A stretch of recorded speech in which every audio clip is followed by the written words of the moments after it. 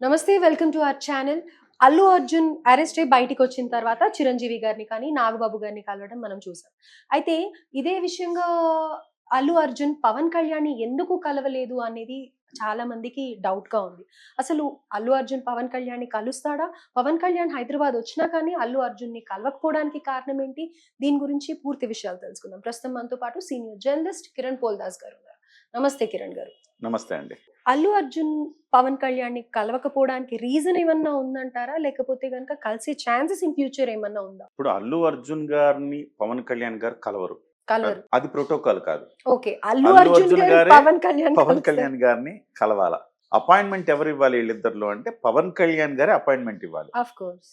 ఇది మీకు ఇంతకు ముందు కూడా మెగా పవర్ హౌస్ అది ఇప్పుడు. అవును.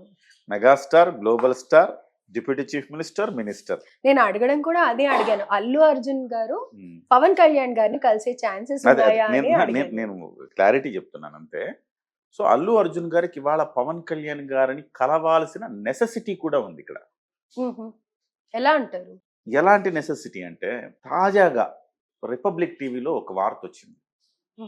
అదేంటంటే మధ్యంతర బెయిల్ని క్యాన్సిల్ చేయండి అంటూ పోలీసులు మళ్ళీ కోర్టుకి అప్పీల్ చేసుకుంటున్నారు అనేది. ఆ లెటర్ ఏదో బయటికి వచ్చినందుక ఆ లెటర్ బయట ఆ లెటర్ పోలీసులు ఏదైతే లెటర్ మేము పర్మిషన్ నిరాకరించాము అన్న లెటర్ నిన్న బయటకు వచ్చింది కదా. ఆ నేపథ్యంలో అల్లు అర్జున్ గారిని ఆయనకి ఇచ్చిన మధ్యంతర బిల్ని క్యాన్సిల్ చేయండి అని చెప్పి పోలీసులు వెళుతున్నట్టు. నిజంగా పోలీసులు ఈ రకంగా వెళితే 2 రీజన్స్ వస్తాయి. బహుశా నా అభిప్రాయంతో ఏకీభవించకపోవచ్చు చాలా మంది. 2 కారణాలు ఉంటాయి. ఒకటి గవర్నమెంట్ ప్రెషర్. గవర్నమెంట్ కుట్రపూరితంగా అల్లు అర్జున్ గారిని కార్నర్ చేస్తోంది, ఫస్ట్ రీజన్. రెండవది అల్లు అర్జున్ గారు మొత్తం ఈ వ్యవస్థ మొత్తం కలిపి పుష్ప సినిమా హిట్ అవ్వడానికి ఏమన్నా ప్లాన్ వేస్తోందా? ఈ 2 రీజన్స్ ప్రధానంగా కనబడతాయి. ఎందుకంటే మీరు ఆలోచించండి ఒక్కసారి, అల్లు అర్జున్ ఏమన్నా డైరెక్ట్ మర్డర్ చేశారా, లేకపోతే ఏమన్నా లైంగికంగా ఎవరైనా వేధించారా? ఏం అంత భయంకరమైన కేసు ఏం కాదు కదా. పోలీసులు మధ్యంతర బెయిల్ క్యాన్సిల్ చేయాలని పోలీసులు వెళ్ళేంత అవసరం ఏముంది? వాళ్ళు అలా వెళుతున్నారంటే ఈ 2 రీజన్సే ఉంటాయి. ఒకటి అల్లు అర్జున్కి తెలిసే జరుగుతుండాలా, ఎందుకు ప్రచారం కోసం. ఇంకొక నివేదిక ఏం చెప్తోందంటే అల్లు అర్జున్ గారి పుష్ప 2 కలెక్షన్లు అరెస్ట్ తర్వాత 74% పెరిగాయట. నిజమేనా అది? నివేదికలు చెప్తున్నాయి 74% పెరిగాయి. నిజంగా మొన్న మీరు కూడా ఎన్నో అనాలిసిస్ ఇచ్చారు కదా. సాటర్డే సండే రోజు వీకెండ్స్ అంటే సెకండ్ వీకెండ్, ఇది ఫస్ట్ వీకెండ్ ఆల్రెడీ మంచి కలెక్షన్ వచ్చింది. సెకండ్ వీకెండ్ మనం ఎవరూ ఊహించనంతగా కలెక్షన్లు పెరిగినాయి నార్త్లో ఎస్పెషల్లీ. ఇక్కడ అరెస్ట్ వార్తలు, అక్కడ గుప్పు మనడం, అవునా అరెస్ట్ చేశారా, ఎందుకు, సీఎం మీద కామెంట్స్ ఉన్నాయా, అసలు ఏమున్నాయి సినిమాలో చూద్దాం, నిజంగా సీఎంని అంత మాట అన్నాడా, అందుకే కోపం వచ్చిందా, అసలేంటో చూద్దాం.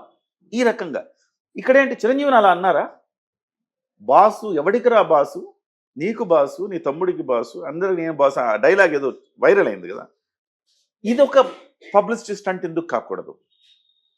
చిరంజీవిని అంత మాట అన్నాడా అని థియేటర్కి వెళ్ళి చూసిన వాడి వాళ్ళు మీరు అబ్జర్వ్ చేస్తే ఆ డైలాగు ఉందని చెప్పి అనగానే వెంటనే రియాక్ట్ అయ్యి లేదు ఆ డైలాగ్ అని ప్రెస్ మీట్ పెట్టి చెప్పాలిగా, చెప్పలా, పోనీలే అనుకున్నారు. ఎందుకంటే చూసినోడు చూడనోడు మళ్ళీ అవును నేను మిస్ అయిపోయినట్టున్నానే ఆ రణగుణ ధ్వనుల్లో అని ఇంకొకసారి చూస్తాడు. లేటర్ డిలీట్ చేసేసారు కదా సీన్. అంటే కొంత సీన్లు ఉన్నాయి, అంటే లేవట, కొన్ని బయట వచ్చినంత వైరల్ గా లేవట అది. సో దానికోసం ఏంటంటే ఒక రకంగా అక్కడికి సినిమాకి ఎక్కుతారు జనము. అరెస్ట్ అవుతారు అంటే అరెస్ట్ అయ్యారంటే సినిమా సీఎం మీద డైలాగులు ఉన్నాయంటే అందుకే అరెస్ట్ చేశారంట అన్న ప్రచారం నేపథ్యం. అసలు ఏంటి ఆ డైలాగులు, సీఎం మీద ఏమున్నాయి, అంత కోపం వచ్చేలాగా ఏం జరిగిందని చెప్పేసి కూడా ఇలాగ 74% కలెక్షన్లు పెరిగాయట. పబ్లిసిటీ స్టంట్ అది కావచ్చు, లేదా నిజంగానే గవర్నమెంట్ ఆయన్ని కార్నర్ చేసి ఉండొచ్చు కదా. సో ఇప్పుడు నిజంగా గవర్నమెంట్ కార్నర్ చేసి ఉంటే ఈ 2 సాధారణ పరిస్థితులు అయితే కనపడట్లేదండి నాకు. ఒక అసాధారణ పరిస్థితి కనపడుతుంది నాకు. ఆ ఇష్యూను కూడా మనీ మేకింగ్ ఇష్యూగా మార్చేసుకుంటున్నారా అన్న ఆ కోణంలో అనుమానం కూడా కలుగుతాం. ఎవరు చేసుకుంటున్నారు అంటారు? ఇంకెవరండి, సినిమా వాళ్ళే. సో ఒకవేళ నిజం కాదు, వాళ్ళు చాలా సచ్చీలురు, వాళ్ళు అలాంటి పనులు ఏం చేయలేదంటే గవర్నమెంట్ అన్న కార్నర్ చేస్తున్నట్టు. ఎందుకంటే గవర్నమెంట్కి అంత ఇంట్రెస్ట్ ఏంటి? నిన్న కూడా మనం ఒక వీడియోలో మాట్లాడుకున్నాం. మోహన్ బాబు మీద లేని ఇంట్రెస్ట్ అల్లు అర్జున్ మీద ఏంటి అంత ఇంట్రెస్ట్? వాళ్ళు ఏం చెప్పదలుచుకున్నారు సమాజానికి? ఇది.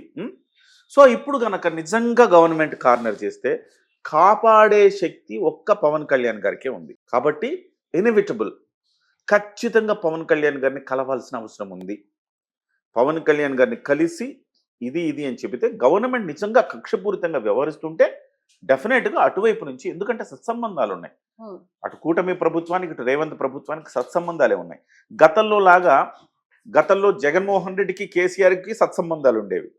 కానీ 2014 నుంచి 19 వరకు కేసీఆర్కి చంద్రబాబు సత్సంబంధాలు లేవు. సో ఇప్పుడు ఉన్న ప్రభుత్వాల మధ్య సత్సంబంధాలు ఉన్నాయి. కాబట్టి రేవంత్ రెడ్డి గారు అంత కక్షపూరితంగా అరెస్ట్ చేయాల్సిన అవసరం ఏముంది? అదే కదా ఇక్కడ పాయింట్. అంత అంటే కక్షపూరితంగా అందరూ చూపించేది స్టేజ్ మీద పేరు మర్చిపోవడం. ఆఫ్టర్ ఆల్ అంత చిన్నదానికి ఇంత చిన్నదండి, పెద్దగా యాదృచ్ఛికం కావచ్చు. ఎవడి ఎంత మెమరీ ఉన్నా కానీ పొరపాటు జరగడం అది పొరపాటు, తప్పు కాదు. పొరపాటు సహజం. తప్పు అనేది ఏమైనా చేస్తే పశ్చాత్తాపడాలి. పొరపాటు చేస్తే అది సహజంగా అందరూ చేస్తారు. మీరు చేస్తారు, నేను చేస్తాను, అందరూ పొరపాటు. దానికోసం రేవంత్ రెడ్డి గారు ఇంత రెచ్చిపోయి పోలీసుల చేత ఇంతలా యాక్షన్ తీసుకుంటారంటే అది నేను నమ్మను. నేను చెప్పాను కదా ఈ 2 రీజన్స్. ఒకటేమో సినిమా హిట్ కావడం, రెండోది ఏంటంటే బిహైండ్ ద సీన్ కొన్ని రీజన్స్ ఆయనకంటే ఆ సీఎంలు దాని మీద ఆయన మీకు ఆజ్ తక్ ఇంటర్వ్యూలో ఆయన ఏం చెప్పారు, మీకు ఇష్టమైన స్టార్ ఎవరండి అంటే నేనే ఒక స్టారు అన్న ఒక రకమైన అహం కనిపించింది రేవంత్ రెడ్డి గారిలో కూడా. సో ఆ రకమైన స్టేట్మెంట్ని జనం ఎవరు అంత మంచిగా రిసీవ్ చేసుకోరు. సహజంగా స్టార్ అంటే ఆయన దేని గురించి అడుగుతారండి? సినిమా వాళ్ళ గురించి అడుగుతారు. మీకు ఇష్టమైన స్టార్ ఎవరంటే నాకు బాలకృష్ణ ఇష్టమో, లేకపోతే చిరంజీవి ఇష్టమో, లేకపోతే కృష్ణ ఇష్టమో. మొదట అన్నాడు కృష్ణ అని, ఒకప్పటి ఇష్టపడి ఇప్పుడు నేనే స్టార్ అన్నాడు. సో ఇవన్నీ చూస్తూ ఉంటే ఎక్కడో ఏదో ఆయన కాలినట్టుగా ఉంది. సినిమా ఇండస్ట్రీ అంతా నన్ను ఎవ్వరూ కూడా గౌరవించట్లేదన్న ఒక బాధ రేవంత్ రెడ్డి గారిలో ఉన్నట్టుగా కనపడుతుంది అనేది మనకు వస్తున్న ప్రచారం.